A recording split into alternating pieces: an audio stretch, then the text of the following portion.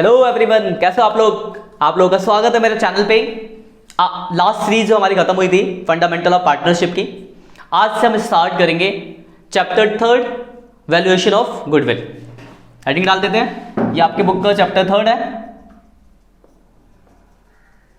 Valuation of goodwill.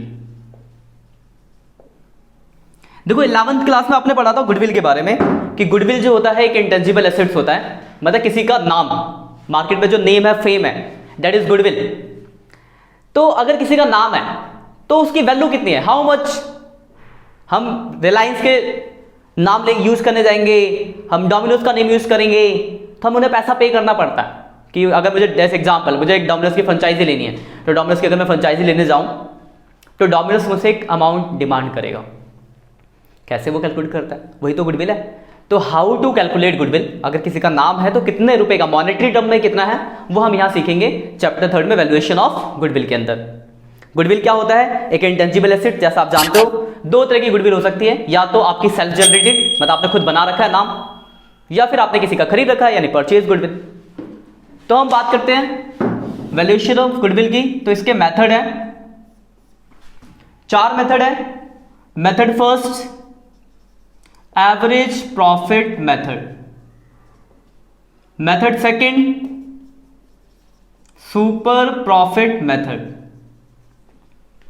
Method third capitalisation method, या फिर capitalisation of average method, और method 4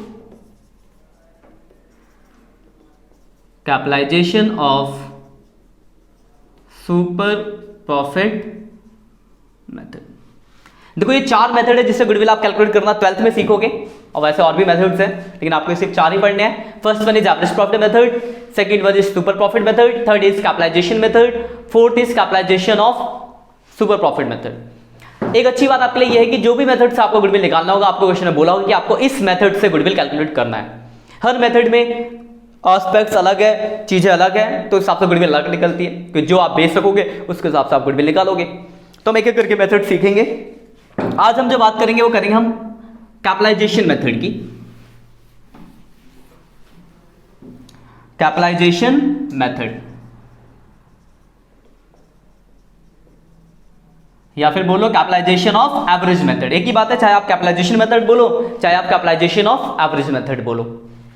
अब देखो ये मेथड होगा तो क्या क्या आपको दिया होगा, एग्जांपल आपको क्या दिया होगा, एक तो दिया होगा आपको कैपिटल एम्प्लॉयड, कैपिटल एम्प्लॉयड मान लो 1 लाख। दूसरा दिया होगा आपको normal rate of return, normal rate of return क्या होता है अभी हम समझेंगे इसके बारे में, मान लो 10%। और तीसरा दिया होगा जो एक्चुअली आपने प्रॉफिट कमाया है, मान लो प्रॉफिट दिया है 15,000। कैपिटल एम्प्लॉयड, कैपिटल एम्प्लॉयड मतलब कैपिटल आप जानते हो क्या होता है, कैपिटल को ही कैपिटल एम्प्लॉयड कहा जाता है। Normal rate of return, what is ये नॉर्मल रेट ऑफ रिटर्न, इसको हम आगे शॉर्ट में NRR करके दिखाएंगे क्या होता है नॉर्मल रेट ऑफ रिटर्न। ध्यान समझना, सपोज करो कि ये इंडस्ट्री है, फिल्म इंडस्ट्री, मतलब मूवी बनती, फिल्म इंडस्ट्री है, तो कोई भी एक स्टोरी है, एक स्क्रिप्ट, उस स्क्रिप्ट के ऊपर किसी भी एक्टर को लेकर अगर मूवी बनाते हैं तो हम 50 करोड़ तो कमाएंगे। लेकिन जैसे ही ऋतिक रोशन आया, अक्षय कुमार आया, सलमान खान आया, आमिर खान आया, तो ये मूवी ने सीधे उसी स्क्रिप्ट पे 50 की जगह 200 करोड़ कमा रही है। स्क्रिप्ट सेम थी, बस फेस बदल गया। क्यों कमा रही है, क्योंकि इन एक्टर्स का नाम है, इनके नाम से लोग देखने चले गए, स्क्रिप्ट तो बात की धरी रह गई। मतलब क्या समझा आपने कि नाम की वजह से आपको हाइट मिलती है।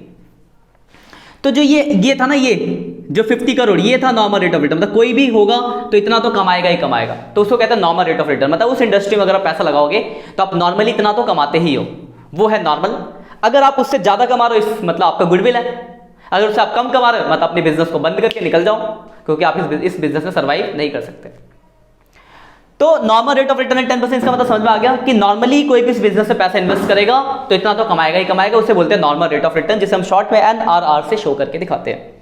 और तीसरा आपको प्रॉफिट। ये 3 चीजें गिवन होगी। अब बोलेगा calculate goodwill from capitalisation method. तो देखो 2 स्टेप्स है। सबसे पहले हम निकालेंगे यहां पे रिक्वायर्ड कैपिटल एम्प्लॉयड। फॉर्मूला होता है profit into 1 upon normal rate of return. Profit कितना है 15,000, 1 upon normal return 1 upon 10%। Maths आपने पढ़ी है, 15,000 इंटू 100/10 हो जाएगा, यानी 1.5 लाख रुपए आ गया फर्स्ट स्टेप। फिर सेकेंड स्टेप है गुडविल। गुडविल का फॉर्मूला होता है required capital employed minus capital employed. तो रिक्वायर्ड कैपिटल एम्प्लॉयड कितना है 1.5 लाख, और कैपिटल एम्प्लॉयड कितना दिया हुआ था, ये देखो 1 लाख। तो आपकी गुडविल आ गई 50,000। मतलब क्या होगा आपके क्वेश्चन में, ये 3 चीजें दी होंगी, क्या क्या, capital employed, normal rate of return और प्रॉफिट। आपको फॉर्मूला स्टेप्स लगाने हैं। सबसे पहले आप निकालोगे रिक्वायर्ड कैपिटल एम्प्लॉयड जिसका formula profit into 1 upon normal rate of return, first step निकल गया। फिर सेकंड स्टेप गुडविल जिसका formula required capital employed minus capital employed, आपकी गुडविल आ गई, खत्म। अब देखो यहां तो मैंने सारी बातें आपको दे दी, इसको लिख लेना, मैं डालता हूं। यहां तो मैंने सारी बातें दे दी, तीनों चीजें साफ साफ, लेकिन अगर ना दी हो तो क्या करेंगे, तो मैं साइड में बताता हूं, इन बातों को आप नोट डाल के लिख लेना। सबसे पहली चीज, ये नॉर्मल रेट ऑफ रिटर्न, तो नोट डाल के लिखो, नॉर्मल रेट ऑफ रिटर्न का सिर्फ एक ही नाम नहीं होता नॉर्मल रेट ऑफ रिटर्न, इसके और भी नाम होते हैं, तो वो नाम लिखो। Capitalisation rate of return, market rate of return, reasonable rate of return, industry rate of return, capitalisation rate of return. मतलब सीधे सीधे दिमाग में अगर परसेंटेज के फॉर्म में दिया तो नॉर्मल रेट ऑफ रिटर्न होगा।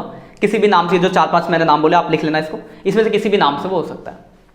दूसरी चीज, आपको इस क्वेश्चन में कैपिटल चाहिए। सपोज करो क्वेश्चन में कैपिटल नहीं दिया, तो कैपिटल नहीं दिया तो आपको दिया होगा एसेट्स और लायबिलिटीज। तो याद करो 11th में आपने पढ़ा था assets minus liabilities equal to capital. तो नोट थर्ड सेकंड डाल के लिख लो कि अगर कैपिटल नहीं दिया तो आपको एसेट्स लायबिलिटीज दी होगी, एसेट्स में से लायबिलिटीज को घटा दोगे तो कैपिटल आ जाएगा। नोट नंबर सेकंड डाल लो आप, क्वेश्चन जब करोगे ये चीज आपके काम आएंगी। तीसरी चीज, ये प्रॉफिट, मान लो प्रॉफिट ऐसे ना देके ऐसे दिया होता 2010, 11, 12, 10,000, 20,000, 15,000। अब देखो, अब दिक्कत क्या है, एक से ज्यादा 3 प्रॉफिट, इससे देखूंगा तो अलग आएगा, इससे देखूंगा अलग आएगा, इससे देखूंगा अलग आएगा। तो कभी भी एक साल से अगर ज्यादा प्रॉफिट दिया होगा तो आप उसका कर लोगे एवरेज। एवरेज कैसे करोगे, तीनों को जोड़ोगे, तीनों को जोड़ेंगे 20, 30, 45 डिवाइड बाई 3, 15,000।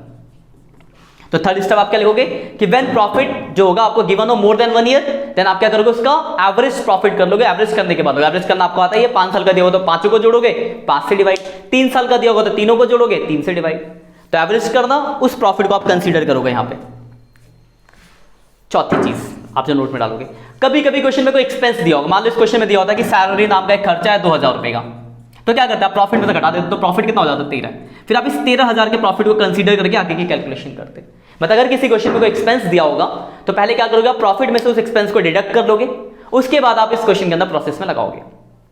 तो इन 3-4 बातों को ध्यान रखना दिमाग से, और ये फॉर्मूले आपको याद रखने हैं। पहला मेथड के क्वेश्चन करो, कोई दिक्कत है तो मेरा नंबर है, उस पर आप मुझे व्हाट्सअप करके पूछ लो, वैसे आसान है, जल्दी आराम से हो जाएंगे। तो पहला मेथड आपका खत्म होता है, कैपिटलाइजेशन मेथड। नेक्स्ट क्लास में हम अगले मेथड की बात करेंगे।